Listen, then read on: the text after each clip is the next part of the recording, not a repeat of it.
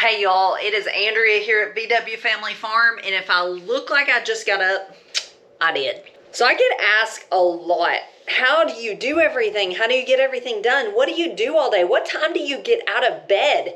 And so I just thought, I'm gonna let the secret out. I'm gonna let the cat out of the bag, and I'm gonna tell you, I don't get everything done. I have to tackle things that are of utmost priority. Sometimes my house is messy, sometimes it's neat, sometimes I get the dishes done, sometimes I don't, sometimes the laundry piles up, sometimes I keep it up. But above all, I have to tackle what's of utmost priority, and I thought I would take you guys around with me today and just show you what a typical day for me looks like. The kids are about grown. They have jobs off of the farm, and so sometimes they're here helping me. In fact, Emily has already been up early this morning doing part of the chores to make it easier for me, because we do still pay her a part-time wage, and so she does it just here, there, whenever she can, and whatever she accomplishes sure does help out. So I'm actually going to turn you around and show you what my kitchen table / office looks like at the moment. So we've got the to-do list. That is number one. My life is in that book. We have got an uneaten snack someone left there yesterday. My computer, another of my lifelines. We have got jars everywhere because we are in the middle of bottling all of this honey to be able to sell to you guys when we get our market open. So yes, it's a wreck in here, but I've already been sitting down. This is the day that we take beef and pork to the processor. I've already called them this morning. I've got to call them again, been on the phone getting all of that worked out. I stayed up late last night making soap. So you can see all that. Kind of rustic looking, kind of messy on the bottom, but I can trim that off. That'll be perfect. Got my sourdough starter. I got a lot going on in here. Also got milking stuff. Lane also got a deer. I've got to get that meat cut off the bone. Got to get out and milk. Got to feed some animals. So we got to get busy. There is a lot to accomplish today. So one thing I'm going to tell you guys that I have found with myself, and if you're like, I just don't have enough time, I can't get to bed earlier, get up earlier. So let's say your time is set, like you can't add any more hours to your day by getting up earlier, going to bed earlier, anything like that. One thing you can do, and this is the trap I find myself in, is scroll less. Don't let yourself fall into the phone trap. Don't start scrolling on social media and just mindlessly, you know, chilling out and wasting time on the phone. If there's things to be done, make sure you get those done first, and then take some time to just sit down and just chill and, you know, check out maybe later in the day. Make sure you're like being task and goal oriented and accomplishing what has to be done and not putting that off, because that just equates to more tiredness and ultimately stress. And I'm ready for the day. I do a lot of farming in my pajamas, but I do find that when I get myself dressed and a little bit put together, that I do feel a little bit better and I'm a little more productive. But I can be pretty productive farming even when I'm still wearing my pajama pants. What's up? So right now I'm milking 2 cows, Butter and Josie. I only have 3 milk cows now. I have these 2, and then I also have Miracle. She is about to calve probably any time really. So I've got my soapy water. They're ready to be let in. So I'm going to get things set up and get started. Still going. Josie milks out very slow. Don't know why. She just always has. Butter's semi-patiently waiting. Next.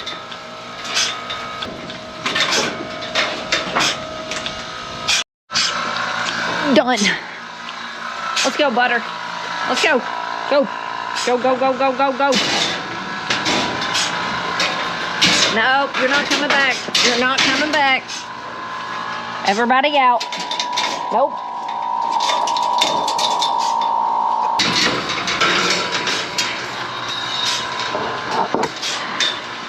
Go out the gate.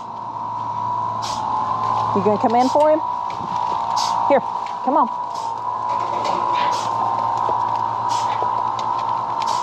What she's doing is seeing if he left any feed during the night. Now Josie's gonna join her. They know this routine too well. I'm 2 hours behind at this point. That's how it goes when you own a small business and it's from your home. So there goes the phone. I've been sidetracked with texts, calls, emails, and finally got all the milk strained, and it's been put up for a while. Unmolded the soap I made last night because when I get back in from feeding, I've got to make a bit more. We are about to open a market here at our house, and I'm getting things ready. I'm about to make some tallow balm this afternoon. Got to do all that kind of stuff, but yeah, got sidetracked. Computer work, all those types of things, they just pop up. And so all those unexpected things, I just have to take a few minutes and take care of, because some of them can't wait, or if they do wait, I'll forget them. So anyway, let's go feed. Emily's done some of it, but let's go finish and yeah, get outside and get some vitamin D. Let's go. First things first, the truck won't start. We've been having problems with the battery, and the thing that props it up broke, so don't honestly even know. I think this is off of an old set of crutches. I have no idea. No idea where Ben came across this, but it's the hood holder upper, so. Works great. Got it. I love it when I do stuff and I'm able to do it without having to call and bug Ben. All right, another interruption. This is just daily life for me. Saw a huge fire down the road, and if you're like, oh no, she's filming and driving, I'm literally on a little side road that I can see for about 3 miles, and there is nobody on this road except me. But sirens started flying by. I could see black smoke rolling, and we have a lot of land over towards where the smoke was, so when that happens, we have to take a minute and go check it out. I didn't get all the way to it because the closer I got, I could tell I was pretty positive it was not our land, and didn't want to just be being nosy and get up in the middle of it and get in the way of the firefighters. So back to work. We're going back to feed some animals. Yeah, it's really windy today, and it's just not good conditions. There's never good conditions for a fire, but it definitely was not under control. It was blowing black smoke. It was rolling, so hope that everything is okay there. Gonna go feed some animals. Let's go.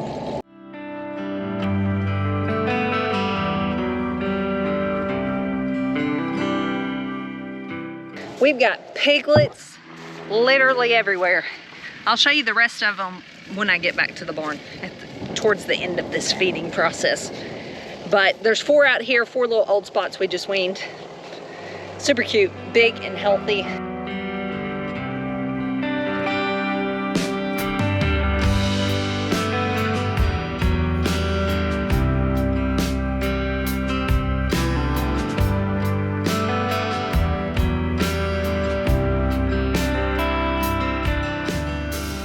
Just got the feeding done. I'm only 2 hours behind schedule, but trying to keep the schedule loose and flexible because things just come up. I want to get y'all a glimpse of these piglets while I'm out here, if I can, because they are so cute. They're half Old Spot, half Berkshire.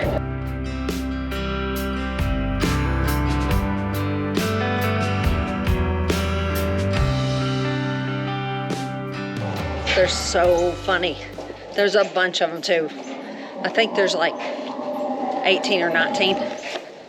They're fun to just watch, but we gotta move on. All right, I got so much going on in this kitchen. Ben has come home. He went to the feed store. I have made 2 batches of soap. Super, super easy. I'll share that with y'all soon. It's kind of a new recipe. I used to like do all these kinds of steps to make it, and I loved it, but it was just not doable for the phase of life I'm in. I used to render the lard and all the things before I ever got to the soap making. This is a much easier recipe. I've got tallow melting down that I did render last week, and then I've got ingredients in this pot that is going to mix with it, and I'm making some tallow balm specifically for your face. And so I'm doing all these things. We've got honey over there we need to bottle. We are going to have a market here. I've shared that with y'all, but before we even get the building, we're going to start having it in our garage some. So that's on the list also, is clean the garage. And also Lane got a deer, so I am working on the deer meat.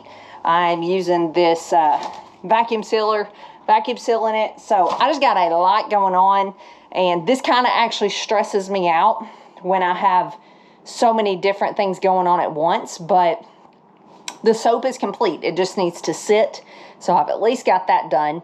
The tallow balm, once that gets melted, it just needs to sit and cool off, and then I'll whip it into the balm.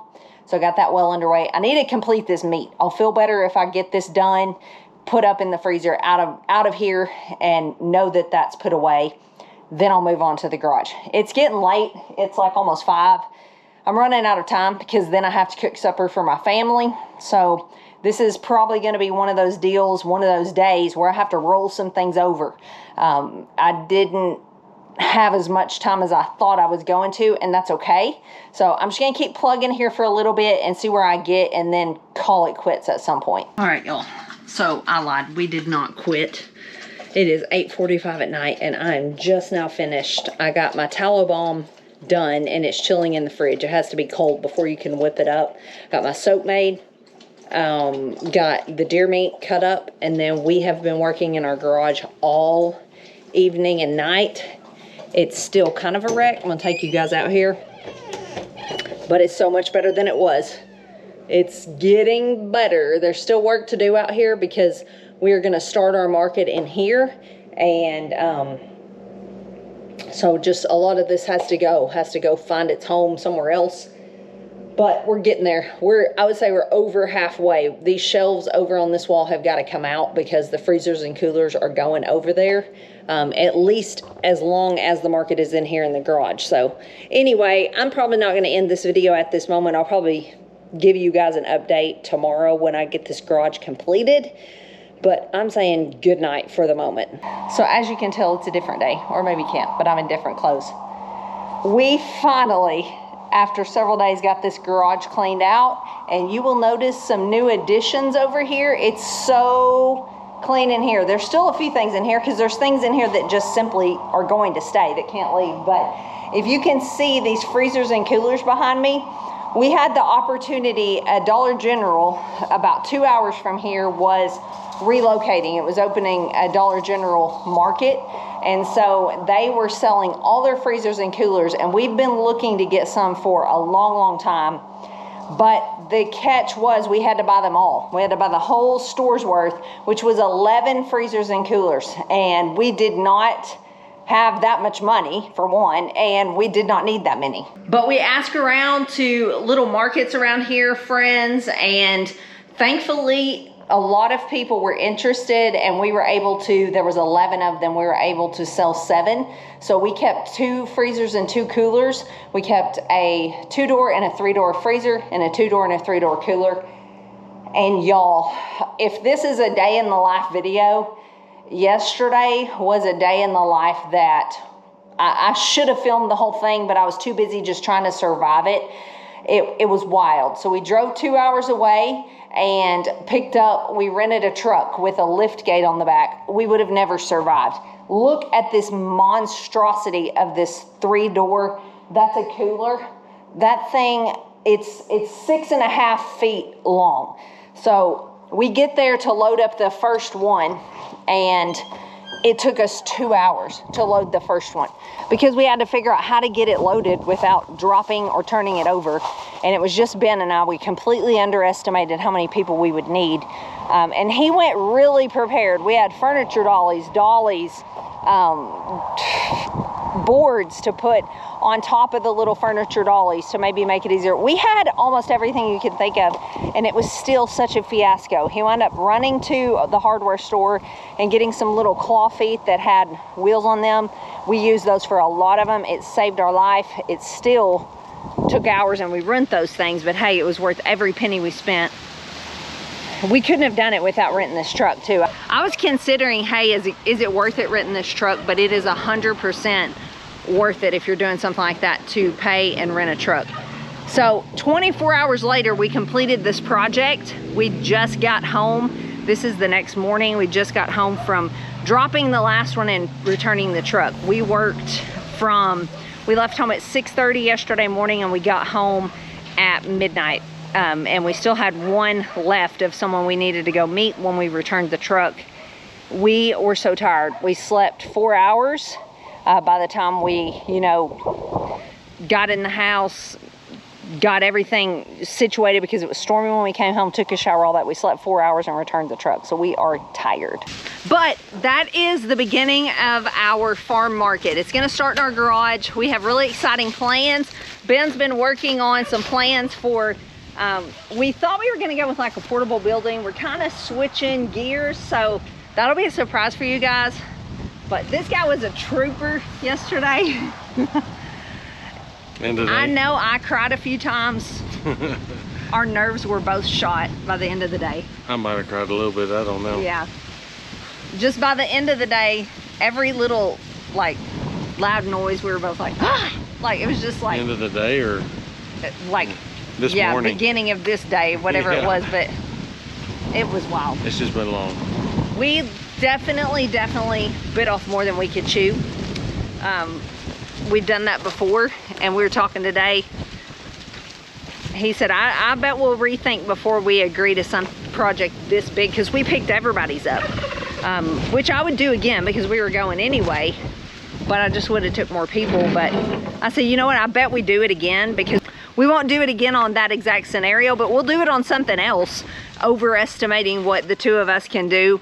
And the thing is, we will push through and we will get it done. It's just we might be crying and miserable by the end, but we will push through and accomplish a task. That's just how we are. Even if we have to, it takes 2 or 3 days, we will do it. And I don't know, we're just gonna have to start thinking a little more about, hey, it's just us two. Do we need to ask for help, people to go with us? Do we need to maybe not commit to so much? I don't know. But anyway, that was our day in the life yesterday. Here we are today. They're unloaded and situated in there. They had told us they were all guaranteed to be wired 115, 120 volt. They were not. They were wired for like 230, which is that like a dryer plug? Kinda. I mean, it's a special plug. It's a special plug. We don't have it. But those, and it was just the freezers that was wired wrong, not the coolers. Yeah. So the 5 freezers. Yeah. So anyway, we're not done. We thought we were just gonna come home and plug them in. We're not. We're gonna have to do, well, no, I say we. Ben's gonna have to do some electrical work and get them to where we can plug them in. So on the market, I've been doing a lot of research on it, and Andrea's like, let's just do it right the first time. I kind of had the mindset of, hey, let's start small and make sure it's gonna work. And she's more like, let's just go all in, have faith that it's gonna work. And so I've been doing some research online and looking at portable buildings, metal carports that we can enclose in. And then this one, I happened to happen across this place, just stopping in there to get the price of sheet metal for to put on the roof and the outside. And the guy's like, got us into the Dollar General deal too. You just stopping in. Anyway, he's like, hey, what are you planning to do? And I was telling him about it. I was looking at stick building it myself even, and so I was looking at pricing that. And he's like, I can sell you a steel structure frame with the sheet metal, insulation, X, Y, Z, all this, already prefabbed. All we got to do, kind of like the greenhouse, all you got to do is bolt it together, stand them up, and then bolt it into the concrete. Of course, we'd have to do the concrete. Simple. Yeah, kind of like the freezers. So anyway, he gave us a price on that, and now we're just kind of looking at what else all it would take to put into it. Of course, you've got tons and tons of things. The concrete, like I said, you've got wiring, electrical wiring, this and that. But we looked into the portable buildings, and by that I mean they're everywhere right now. I don't know if they are where you are, but like everyone's selling them, just the ones that they just bring in on a truck and set off. It's already built, all that, like a shed kind of. I think they call them shed houses. People are living in them. But even those, like, there's still tons to do. You get them. They're not like, they wouldn't just be a store. I mean, we'd have no electricity. We'd have, a lot of them don't have insulation. We'd have nothing. So, I mean, it'd be the same deal. And we were really, really surprised that the price was not much different at all. No. On like the portable building and this steel structure, which just looks more permanent. I mean, it is more permanent. Oh, it's permanent. And but it's bigger, and it looks sturdier. Oh, it's going to be a lot sturdier. And so, just for the same price, it was kind of like, well, why wouldn't we do that? Because, you know, if you were planning to move, but we don't ever plan to move, this has always been our forever home because this is family land. And so, I mean, we don't plan to move anyway. I told him, even if it falls through, one of the kids could live in it, or my mom, or who knows, you know. I guarantee you we'll find a use for it. So, anyway. We got to get busy. Yep. We will see you guys on the next one. Thanks for watching. And I'll try to take you along sometimes and show you what we do in a day, or in this case, 3 days.